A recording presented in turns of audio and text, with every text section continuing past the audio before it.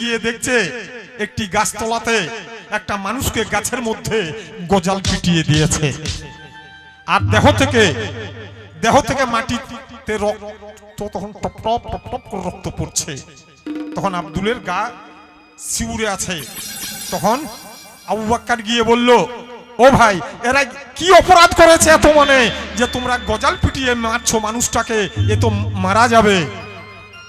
তখন সিপাহীরা বলছে, এই বেটা মুহাম্মদী কলমা পড়ে গো, আর মন্দিরে পুজো করে না, তাই বাদশা আমাদের হুকুম দিয়েছে বেটাকে টুকরো টুকরো করে আমরা মেরে ফেলবো।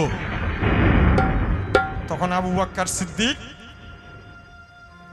আবু বকর সিদ্দিক হাই মনে চিন্তা নিল, ভাই কি করে আব্দুলকে আমি বাঁচাই। আমার মা রাবিয়া হযরত বিল্লালের কথা শুনে দুই মা আমাকে 100 টাকা করে 200 টাকা উপহার করেছে।